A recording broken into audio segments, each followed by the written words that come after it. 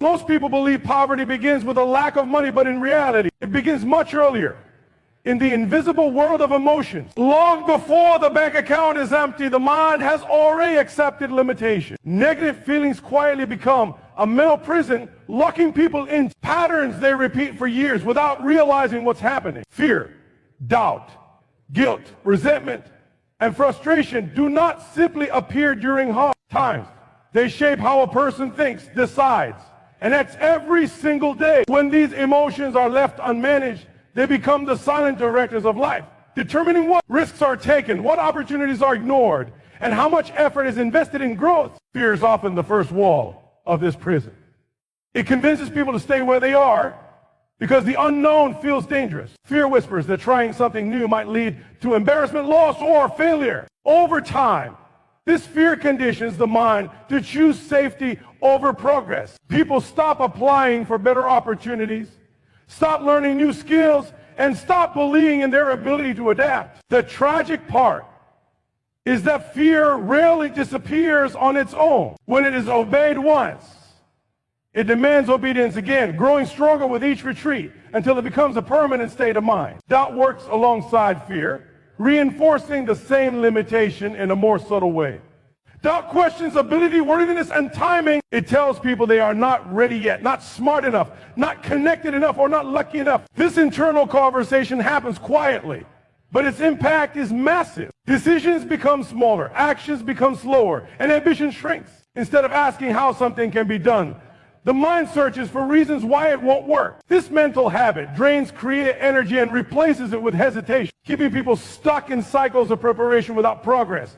Guilt and regret deepen the prison even further. Many people carry emotional weight from past mistakes, missed chances, or choices they wish they could undo. Instead of learning from the past and moving forward, they replay it over and over, punishing themselves mentally. This emotional attachment to what went wrong creates an unconscious belief that they don't deserve success or abundance. When opportunities appear, they self-sabotage, delay, or underperform, not because they lack talent, but because they are still trying to pay an emotional debt that no longer exists. Resentment and anger also play a powerful role. When people feel wronged by life, by others, or by circumstances, the anger turns inward and outward at the same time. Outwardly, it shows up as blame and criticism.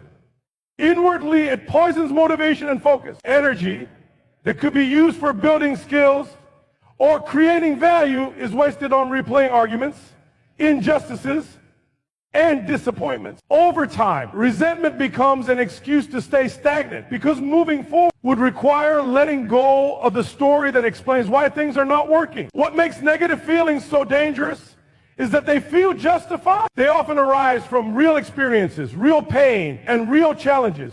But justification does not make them productive. When emotions are not observed and directed, they become identities. People stop saying, I feel afraid, and start saying, I'm afraid. They stop saying, I feel stuck, and start saying, I am stuck. The moment emotion becomes identity, change feels impossible because the problem now seems personal and permanent. This emotional prison is reinforced by repetition.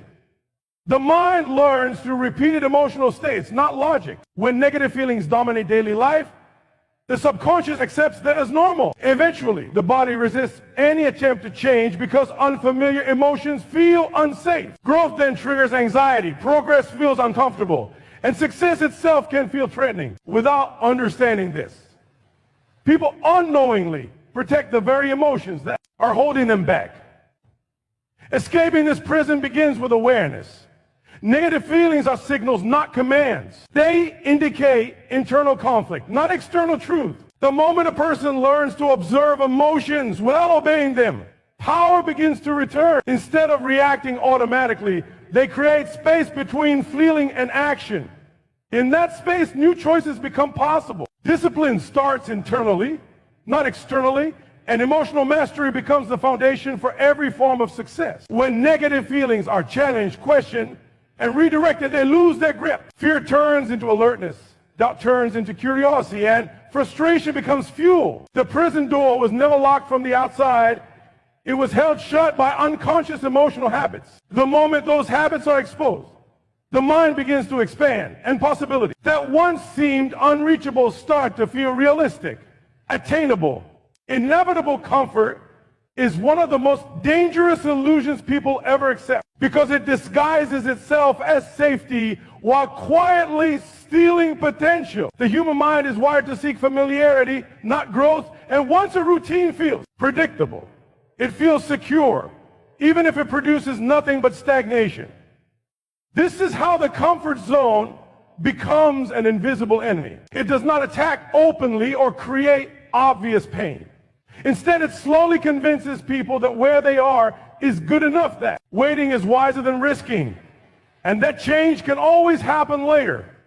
The comfort zone thrives on repetition, waking up at the same time, doing the same tasks, speaking to the same people, thinking the same thoughts, and expecting a different outcome. Familiar discomfort feels safer than unfamiliar opportunity. Even when people complain about their situation, many would rather tolerate dissatisfaction than face uncertainty. This is why comfort is so powerful.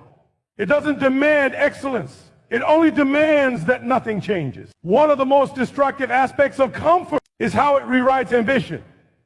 Big dreams slowly shrink into reasonable goals and then into manageable routine. What once felt unacceptable becomes normal. People adapt to under-earning, underperforming, and underliving. They convince themselves that others are just luckier or more gifted, while secretly fearing that pushing beyond comfort would expose weaknesses they'd rather not face. Comfort feeds the belief that growth should feel good. Where effort becomes uncomfortable, when progress feels awkward, or when results are not immediate, the mind interprets this as a sign to stop. But discomfort is not a warning sign. It is evidence of expansion. Every meaningful change begins with resistance. Muscles grow by tearing, confidence grows by exposure, and skill grows through repeated struggle. Comfort blocks this process by training the mind to avoid anything that challenges identity. The comfort zone also protects old identities. People cling to labels like this is just how I am, or this is how it's always been. These identities feel familiar and therefore safe, even if they are limiting. Growth threatens identity, and the mind resists anything that forces it to redefine itself. Leaving comfort means admitting that the current version of oneself is not the final version, and that admission can feel unsettling. Time behaves differently inside the comfort zone. Days blur together, months disappear, and years pass without noticeable progress because there is no urgency, there is no pressure to act. People assume they have more time than they actually do. Comfort delays decisions, and delayed decisions compound into permanent outcomes. What feels like patience is often avoidance disguised as wisdom. Comfort also reduces emotional resilience. When people rarely challenge themselves, small obstacles feel overwhelming. Rejection feels personal, criticism feels crushing, and setbacks feel final. This fragility keeps people dependent on approval and external validation. Instead of building inner strength, they build protective routines that keep risk low and expectations lower. Breaking free from comfort requires a conscious decision to tolerate temporary discomfort in exchange for long-term growth. It means acting before confidence arrives, moving before clarity is complete, and stepping forward while fear is still present. The mind must be trained to associate discomfort with progress rather than danger. This shift changes how challenges are perceived. Instead of asking how to stay comfortable, the question becomes how to grow stronger. When comfort is challenged, energy returns, focus sharpens, learning accelerates, and awareness expands. People begin to notice opportunities they once ignored because opportunity often lives outside routine. Momentum replaces stagnation, and effort starts to feel meaningful again. The comfort zone was never a place of peace. It was a place of slow decline. Growth demands movement, and movement demands discomfort. And once this truth is accepted, the path forward becomes clear and unavoidable. The way you see yourself, the image you hold in your mind, determines the results you will experience in every area of life, especially in wealth and success. Self-image is not just a feel-good concept.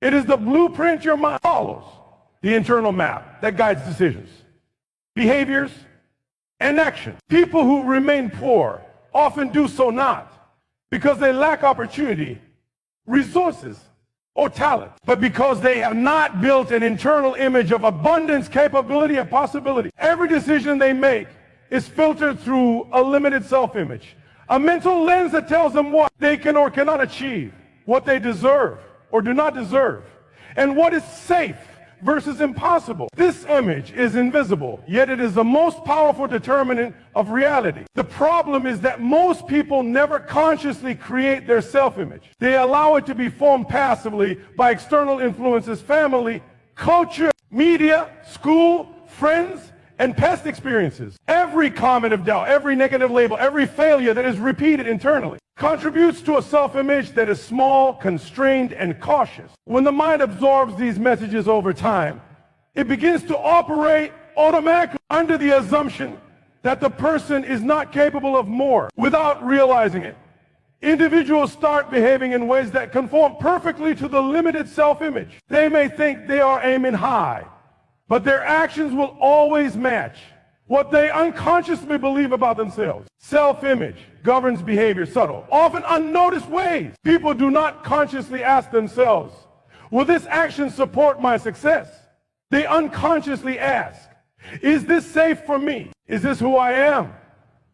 The answers always align with the self-image. A person who sees themselves as inadequate will hesitate, procrastinate, or avoid opportunities that could lead to growth. They may network ineffectively, undervalue their work, or even sabotage their own efforts. On the other hand, someone with a strong self-image or capability and worthiness acts decisively, seizes opportunities, and persists through failure. The difference is not luck, resources, or skill.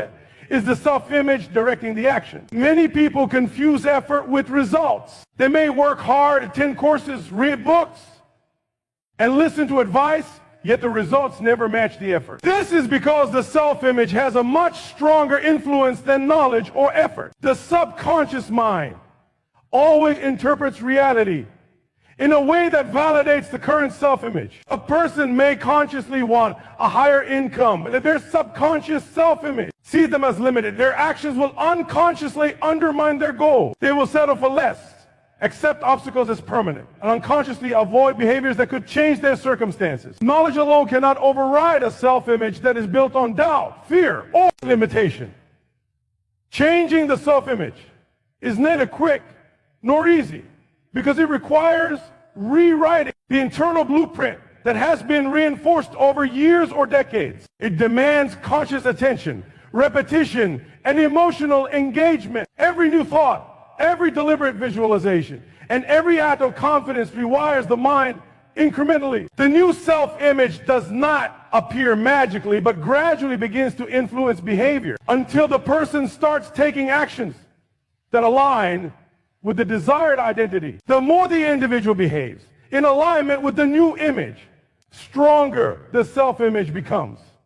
And the results begin to match. Self-image also determines how people handle failure and setbacks. Someone with a weak self-image interprets failure as confirmation that they are incapable, while someone with a strong self-image sees it as feedback and an opportunity to adjust. The emotional response is dictated by the internal blueprint. Wealth, achievement, and success require resilience, persistence, and the ability to maintain confidence in the face of adversity. Without a self-image that supports these qualities, failure becomes destructive rather than instructive. Another critical aspect is that self-image shapes expectations from the world. People who see themselves as limited unconsciously seek validation, approval, or rescue from others, which reinforces dependency. Those with a strong self-image operate from a sense of internal authority, taking ownership of outcomes and refusing to wait for permission or luck. The internal belief system directly affects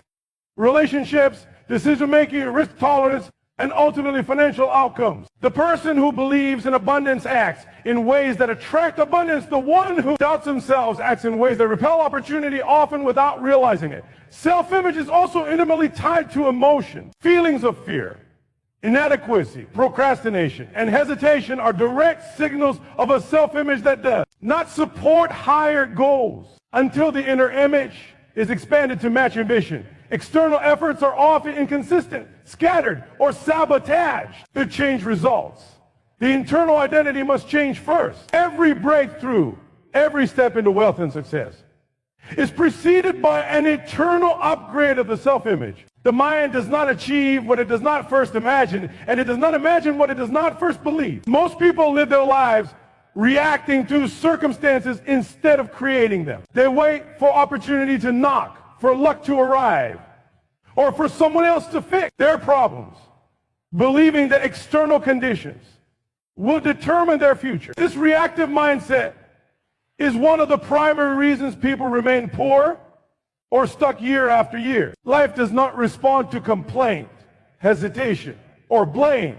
It responds to action, intention, and consistent creation. When people operate as reactors, they allow circumstances, other people, and their environment to dictate the quality of their day, their decisions, and ultimately their destiny. Reactivity gives away power because it places control of one's life in the hands of external factors that are unpredictable and uncontrollable. Reacting feels natural because it requires less thought, less courage, and less responsibility. When bad news arrives, when rejection happens, or when plans fail, reacting seems like the obvious response. It is immediate, instinctive, and emotionally satisfying in the moment. Complaining about circumstances, blaming others, or telling oneself I can't. It temporarily relieves tension, but it also cements habits of inaction. Every time someone reacts, they reinforce the idea that life is happening to them rather than through them. Over time, these habits compound, creating a life that mirrors the same limitations repeatedly, regardless of the desire for change. People who react never learn the difference between control and influence. They attempt to manage the uncontrollable, often becoming frustrated or resentful when things do not turn out the way they want. They wait for the perfect timing, the ideal opportunity, or the right alignment of circumstances. This mindset confuses patience with procrastination and preparation with inaction. They believe that waiting for external validation or conditions will protect them from failure. But what it actually does is trap them in a cycle of dependency, fear, and wasted potential. On the other hand, creators understand that life responds to intention, not reaction. They approach every situation with the mindset of what can I make happen, rather than what is happening to me. Creators take responsibility for their emotions, decisions, and actions. They understand that while they cannot control every external factor, can control how they respond, how they act, and what they focus on. This shift from reaction to creation is subtle at first, but its impact is profound. Every choice made with intention reinforces confidence, builds momentum, and gradually changes outcomes. A reactive person often measures life through events they cannot control, whether the economy is up or down, whether other people cooperate, whether luck favors them. They allow problems to dictate their mindset, while a creator uses challenges as a platform for growth. Reactions are often emotional and impulsive, while creation is deliberate, strategic, and aligned with long-term goals. The creator anticipates obstacles, prepares for setbacks, and uses each challenge as information rather than as a verdict on their ability or worth. Reacting also reinforces fear, which is the silent killer of progress. Every time someone reacts emotionally to disappointment, rejection, or uncertainty, they feed their own doubt. Fear becomes stronger because the mind is conditioned to interpret the word as threatening. People trapped in reactive patterns often tell themselves, I tried once and it didn't work, so I will try again. Or, I can't control that, so why bother? Each reaction strengthens the belief that circumstances are stronger than effort. And this belief quietly undermines ambition, innovation, and resilience. Creating instead of reacting requires courage and consistent practice. It requires deciding in advance that life will not control the individual, that circumstance will be observed but not obeyed, and that emotion will be guided by intention. It means choosing action over complaint, solutions over excuses, and planning over panic. Creators understand that setbacks are temporary and that their response determines whether the setback becomes a stopping point or a stepping stone. They are not immune to fear, anger, or disappointment, but they refuse to allow these feelings to dictate behavior. Over time, reactive thinking becomes habitual, and creation becomes instinctive. Those who embrace creation learn to anticipate life's challenges and approach them with solutions rather than complaints. They understand that wealth, opportunity, and success do not arrive passively. They are engineered through deliberate action, learning, and persistence. Every successful person, every innovator, and every leader understands this principle intuitively. Reacting is surrendering power, and creating is claiming it. The journey from reaction to creation is not a one-time event. It is a lifelong practice. It begins with small decisions, choosing how to respond to minor inconveniences, setbacks, or criticism, and expands to major life choices. With each deliberate choice, the mind rewires itself, and the individual begins to see that they are not at the mercy of circumstances, but rather the architect of their outcomes. As reactivity diminishes and creation strengthens, opportunities that once seemed random or inaccessible become natural extensions of intentional action. And the life that was once dictated by outside forces gradually becomes a reflection of inner vision, discipline, and persistence. Effort, growth, success, and wealth are never achieved without encountering pain, discomfort, and challenge. Yet most people spend their entire lives avoiding these essential elements. The desire for ease is natural. Humans are wired to seek pleasure and avoid suffering. But this very instinct is what keeps so many trapped in mediocrity. Temporary pain is the vehicle through which permanent results are delivered. Every great achievement, every breakthrough, every advancement in life carries with an element of struggle. People who refuse to embrace temporary discomfort unknowingly sign up for permanent regret. They may avoid short-term discomfort in the name of safety, but in doing so, they deny themselves the future that could have been theirs if only they'd chosen growth over comfort. Temporary pain shows up in many forms. It might be the fear of starting something new, the unease of stepping into unknown territory, the stress of learning a skill that is initially difficult, and the anxiety that comes from pushing past old limits. For many, these moments feel threatening because the mind interprets them as a sign something is wrong. The instinct is to retreat, to find a safe zone, and to wait until conditions feel perfect. But the truth is, conditions will never feel perfect. And waiting only ensures that the discomfort never leads to transformation. Pain is often a signal that growth is occurring, and evidence that the mind, body, or spirit is being stretched in ways that will eventually expand capability, resilience, opportunity. Permanent regret, on the other hand, is silent, subtle, and slow-acting. It creeps into life over months and years, often disguised in excuses, what-ifs, or deferred dreams. People look back and realize that the choices they avoided, the risks they never took, the challenges they did not face, the discomforts they refused were the very pathways to success, wealth, or fulfillment. Regret is not immediate.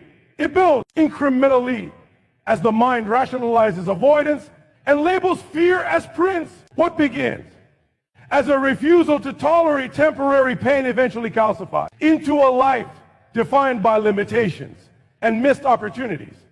Regret is permanent because it cannot be fully erased. You can always attempt to recover lost ground, but the moments experienced and growth opportunities you avoided are gone forever. The paradox is that the pain people avoid is often far less intense than the suffering that comes from regret. Temporary discomfort is a choice that can be endured, managed, and leveraged to produce results. Permanent regret is imposed by inaction, and it has no easy remedy. It poisons confidence, dampens ambition, and distorts perception of self-worth. People trapped in regret often convince themselves that they are incapable or unlucky, when in reality they simply avoided facing short-term challenges that would have built resilience, competence, and opportunity. The mind deceives itself into believing that comfort equals safety. But the reality is that avoidance guarantees stagnation and breeds resentment for what could have been achieved. Embracing temporary pain requires a conscious decision to reframe discomfort as a tool rather than a threat. Growth, learning, and wealth building are all forms of controlled discomfort. Exercising a new skill that feels awkward, taking on a project that seems beyond current abilities, having difficult conversations, making financial investments with risk attached. All these situations generate stress, uncertainty, or emotional unease. Yet each one, when approached with discipline and strategy, expands the boundaries of what is possible. The mind learns to tolerate uncertainty. The body adapts to new demands, and the spirit gains confidence. Over time, what once felt painful begins to feel like progress, and the fear that once paralyzed action diminishes with repeated exposure.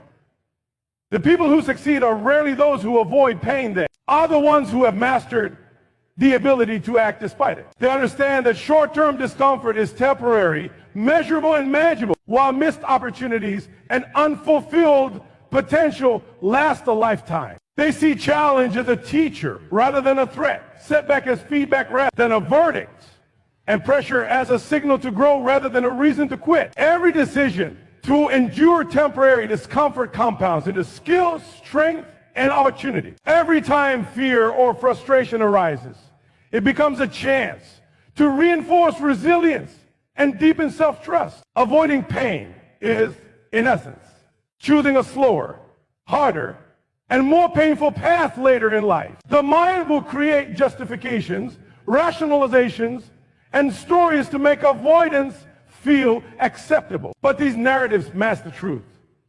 Growth requires discomfort, and avoidance guarantees stagnation. Every successful individual has one thing in common.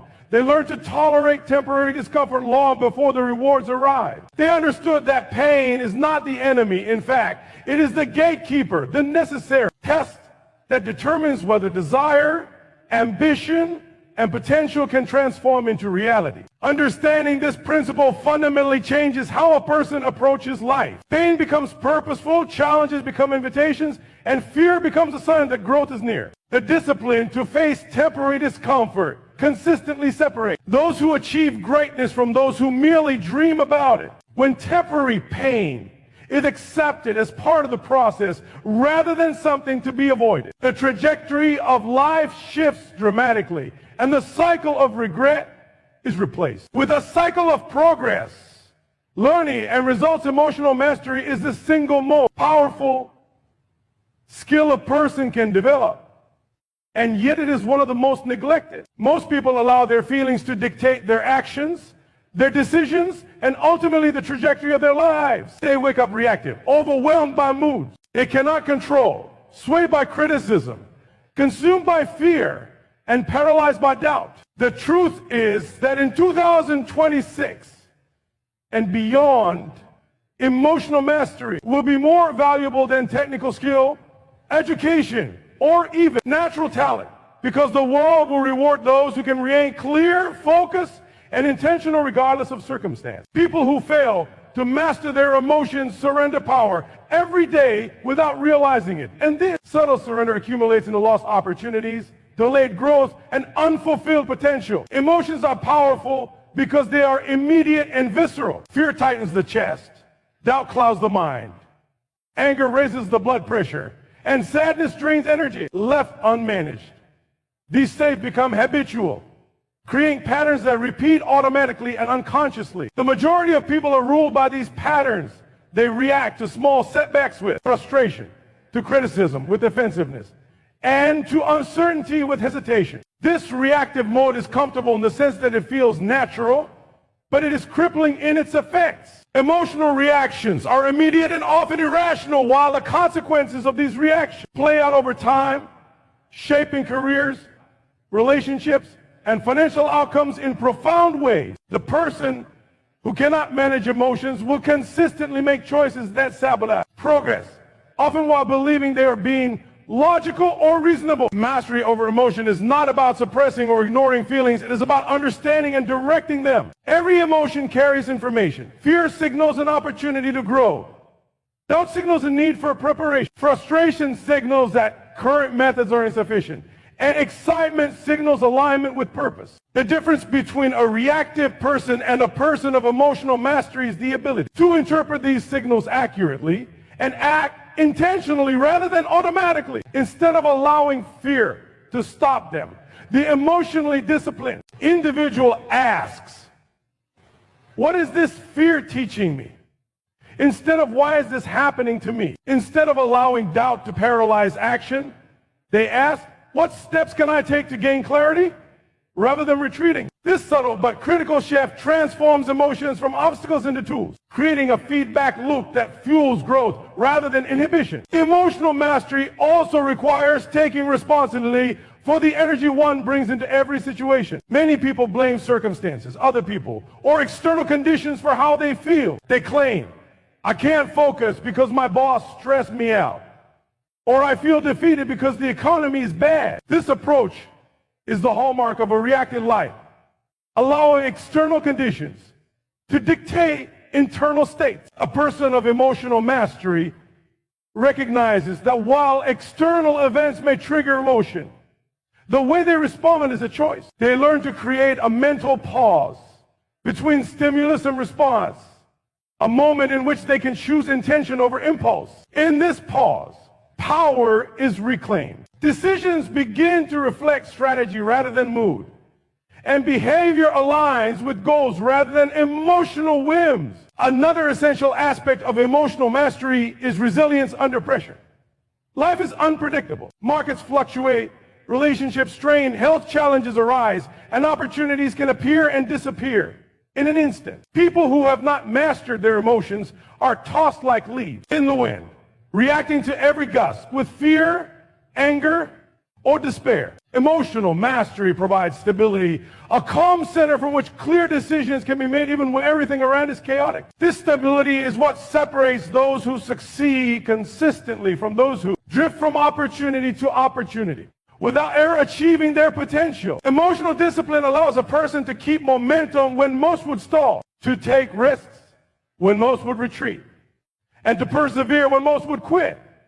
The journey to emotional mastery is intentional and requires consistent practice. It begins with self-awareness, observing emotional patterns, identifying triggers, and recognizing habitual responses. Next comes self-regulation, choosing to redirect, reframe, or reinterpret emotions in ways that support growth and action. Finally, it moves into emotional intelligence, the ability to understand other emotions, influence interactions, and navigate social dynamics effectively together. These components create an internal environment in which decisions are made strategically. Energy is conserved for productive action, and opportunities are pursued with clarity and courage. Emotional mastery also amplifies other critical skills. It enhances focus, improves problem solving, strengthens relationships, and increases confidence because the individual knows they are not at the mercy of fleeting moods or impulses. Without emotional mastery, even the most talented, educated, or skilled person will struggle to reach their potential. Talent can be wasted, knowledge can go unused, and opportunities can be lost if emotional reactions consistently override intentional action. Conversely, someone with average resources but exceptional emotional discipline can outpace far more naturally gifted peers because they consistently make decisions that align with long-term vision rather than short-term feelings. Emotional mastery transforms adversity into growth, failure into feedback,